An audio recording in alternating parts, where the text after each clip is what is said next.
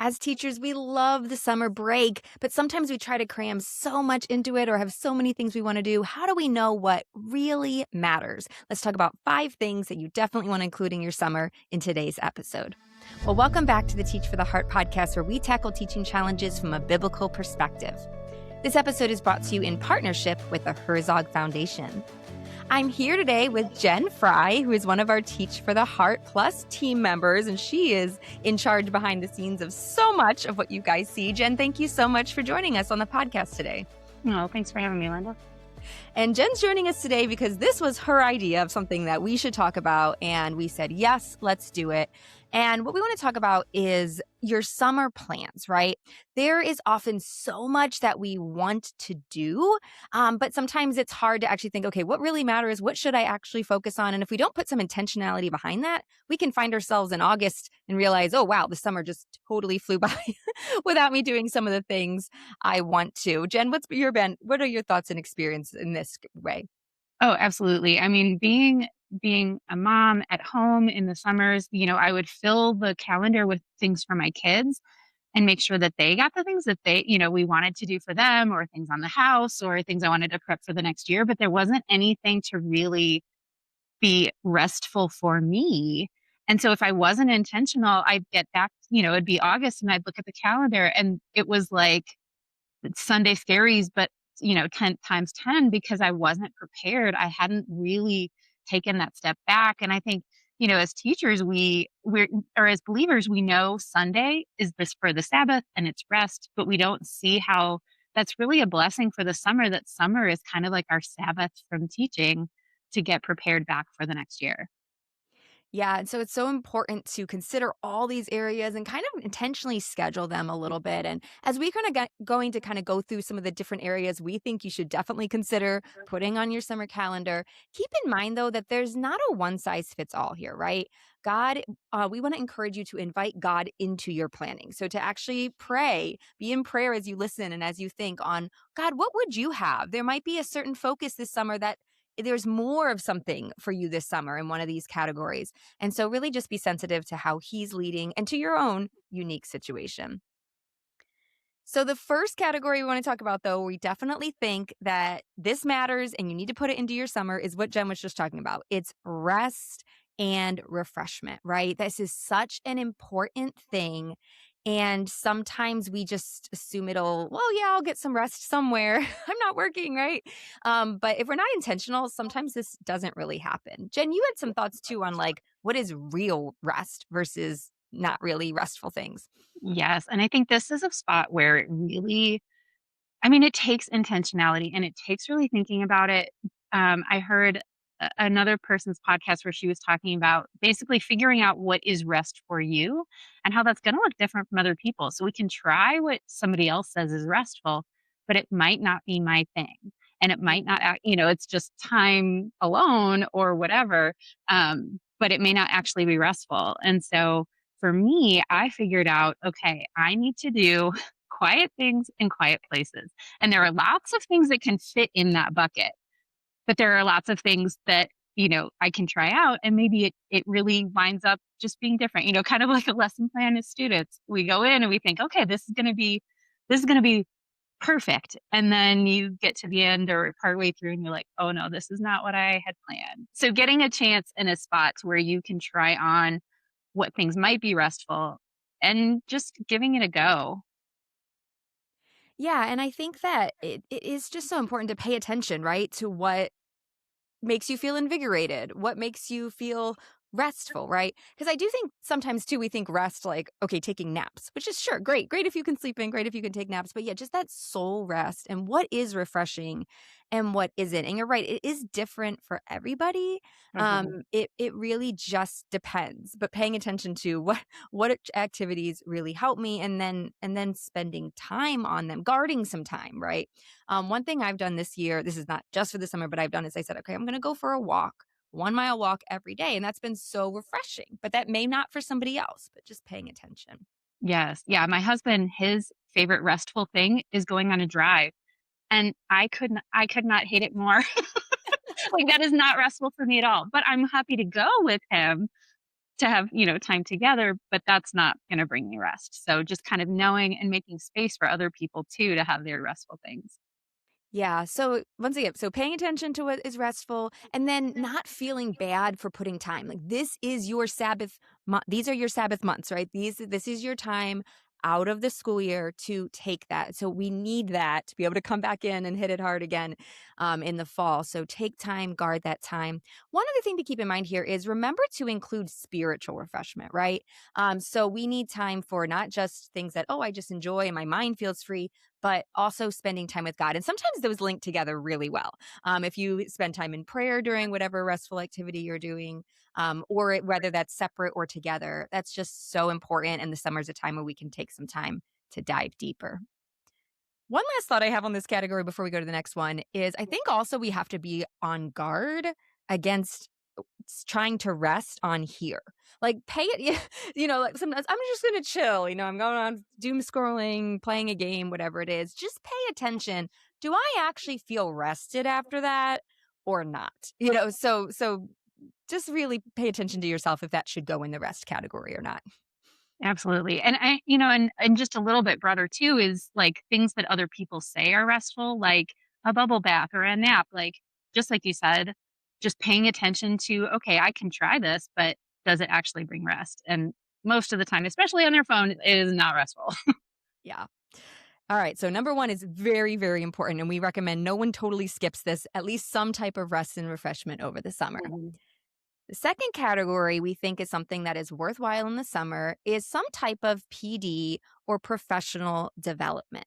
And so we can talk a little bit about what might be most helpful. But the thing here is this is an opportunity to just improve. And I'll share one story. I remember when I was teaching my first few years of teaching, there was always like a new class. So there's always like something new to dive into. But I remember, I think it was around my fourth year, I was like, oh my goodness, I have nothing new, no new class. This is amazing. And I was actually just about to just totally coast. And when new initiative, here's a book you need to read over the summer. That was so good for me. So I guess I want to encourage you, whether oh my goodness, this is an area I totally want to dive into. I need help with classroom management, time management, whatever it is. Um, or if you say, well, maybe I'm fine. It's always good to do something, right? Whether it's a course, a book, just to do something to further and just continue to get better because we never arrive as teachers. Right. And I think, now is a great time to be just kind of reflecting on even if it's small, even if it's a tiny piece, but what is something that I wish would have gone better last year? And kind of thinking, okay, what could I do to improve that? And it can be a full big book. It can be a course. Teach for the Heart has plenty of courses to help with different things, especially classroom management. But I mean, it could be as small as I have a certain unit or a certain lesson that I want to improve. And so, what strategies I might need new strategies. So, how can I gain those over the summer? And now is a great time to ask your admin also, to be looking through those things because they may have extra money at the end of the year for PD. And so you can really cash in on not having, improving, but also not having to pay for it yourself. Yeah, I do encourage you to check out school funds, email your admin. I think it's wonderful when a school is able to purchase that for you guys.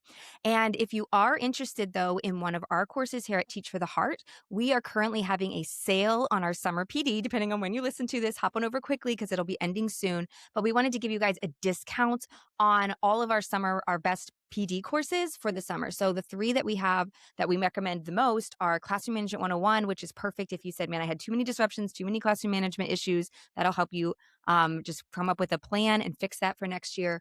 The second one we have is Reclaim Your Time 101, which is perfect for those of you that have been feeling stressed, overwhelmed. I can't get everything done. That'll help with that. And then the third one is Hope Renewed, which is a devotional program that will help you. It's good for those that if you've been feeling kind of discouraged or frustrated by all the challenges of teaching or life, it'll really help you dive into that and learn how to trust God and have joy even when things are really difficult. So, if one of those three areas is something that was a struggle last year and you don't want it to be like that next year, those are perfect for you. So, simply go to teachfortheheart.com/summer. You'll get all the information and a special coupon code to get those courses at a discount.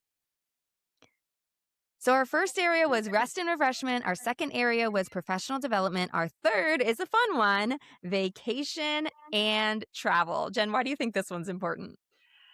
It just creates a space where you can make memories. You can make memories at home and you can make memories in all the in just daily life, but it's something outside the norm and it's super special. So you can, and it doesn't have to be big. It could be as simple as I'm going to the town, that's an hour away.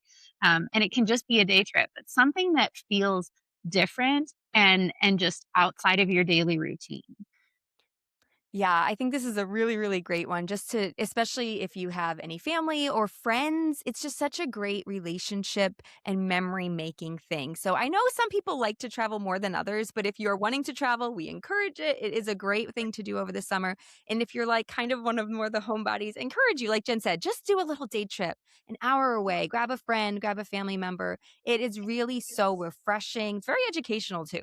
So it really is a nice, worthwhile thing over the summer. All right, that was number 3. Number 4, I think it's worth investing in what matters, relationships, right? So sometimes during the school year, our relationships take a hit because we're so busy, we are stressed. And so the summer is a great time to say, okay, what relationships do I want to intentionally invest in?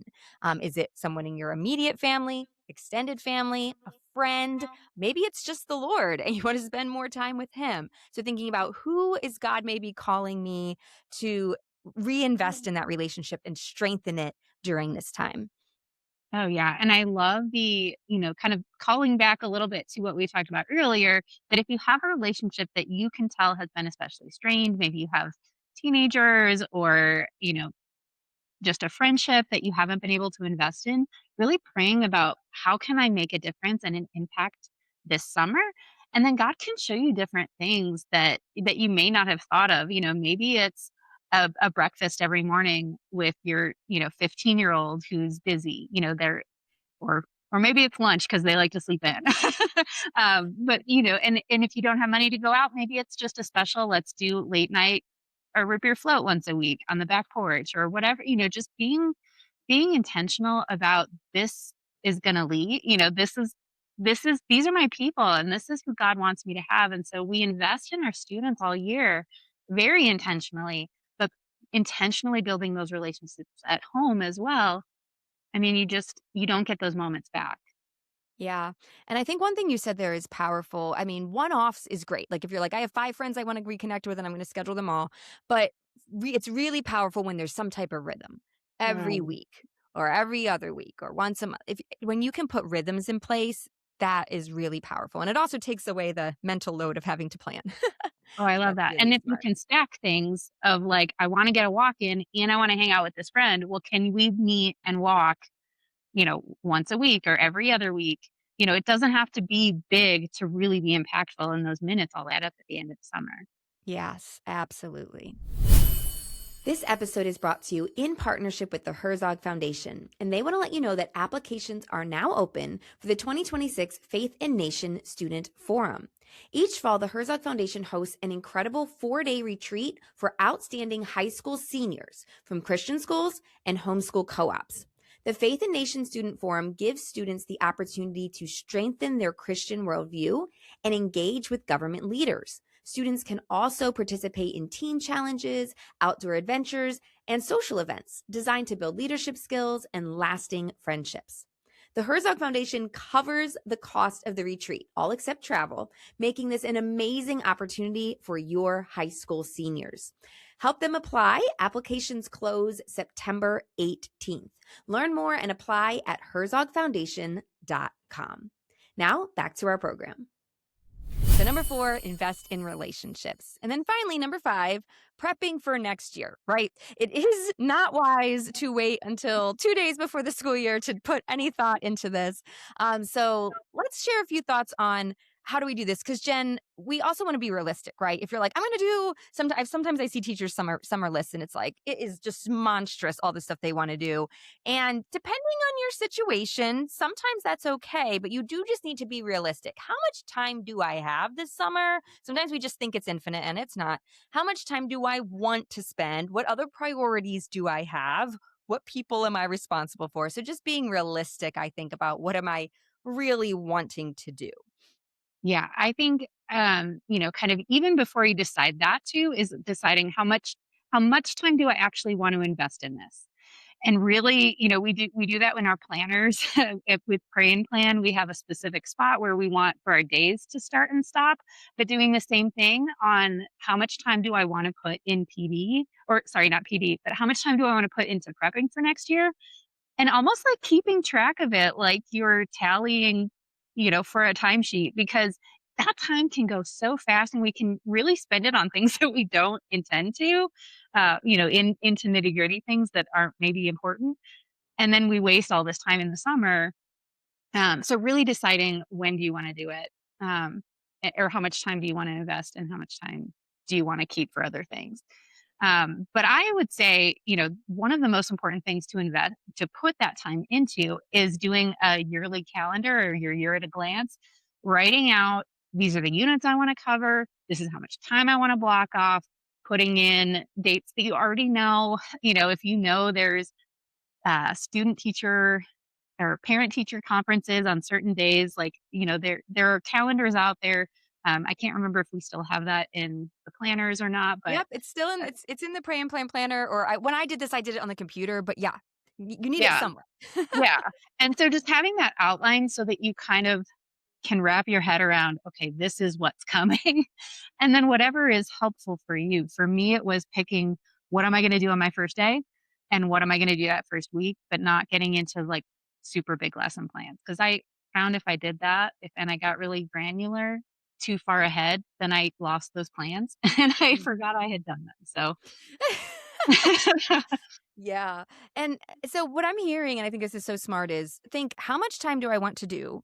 And maybe, like, a list of all the things you would love to do in the summer, just brain dump that. This is everything I would love to do, Yeah. but then look and say, "Okay, how much time do I have? And which of these things matter most?" Right? And pick the things you really are worth, and I agree, the year at a glance, I mean, I think that is so key to just have a general idea of what I'm doing with all my courses, especially if you've got a new one. But yeah, just looking at what are the things, all the things I wanna do, but then which ones are most important? Which ones do I actually want to choose? And then when you do have time, you'll be able to dive right in instead of wasting time on piddly things or things that actually are not the most important things you wanted to do. Yes. Yes, totally. And it can be as simple as I want to add a gallery walk to every unit this year. Well, gallery walks take a long time to do. So I'm not going to have time during the year. So I'm going to prep one gallery walk per unit over the summer. Like that's a manageable, doable task where you at the end you're like, okay, I can have this for later. I don't have to worry about it. I know I'm investing in something that's going to get my students up and moving around. I mean, obviously I taught high school, so I'm talking per unit, but, apply it to whatever your teaching thing is. But really doing something, like you said, that's gonna be helpful and manageable. Yeah. So, one last piece of advice we have on this is remember what matters, right? Content matters, teaching content. Also, classroom management and routines and organization matters. These things are like big difference makers, right? What doesn't matter so much is how cute your room is. If your bulletin board took 50 hours to create, ask me how I know that's possible. Okay, so like if these things, if you love them and you're like, this is restful for me, making this gorgeous room, this is fun and restful, fantastic. But if it's not something you really enjoy, you don't have to spend tons of time on those things. Put it where it matters most. Yeah, and really, I mean, especially in that case, I had a friend who did that very thing. She was coming into teaching after a long time away, and she spent so much time decorating her room and sourcing items, and she did not prep the classroom management plan at all, and I just knew this is gonna go bad. And it Yeah. did. It was not it could have time could have been spent there. So really knowing what is gonna impact my year, and it's gonna make it pretty if you have a pretty room, and we're not saying don't do that, but understand that that is maybe rest or it's making memories with family members helping you decorate. It's not really prepping for the goings, the daily ins and outs of school year. Yes. Oh my goodness. Absolutely. Yeah. Classroom management plan, so important. If you don't have one, Classroom Management 101 with the PD sale, or depending if you're listening to this like episode later in June, we have your smooth running class coming up in July, which is a 4-week program where that's all we do. Just make your classroom management plan. So you can find out info about that at teachfortheheart.com/smooth. All right, so let's review our 5 things. Number 1, rest and refreshment. Number 2, professional development, even if it's just a book. Number 3, vacation or travel. Number 4, relationships. And number 5, preparing for next year. I really do recommend just putting maybe like 20, 30 minutes on your calendar. If you just do one thing today, put that on your calendar. And during that time, sit down and actually make lists, calendar things out.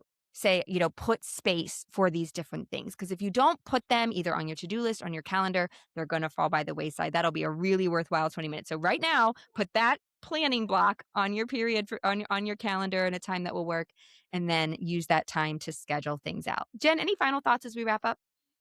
Just one thing, I mean, a great thing to do in that time is to plan out a bucket list.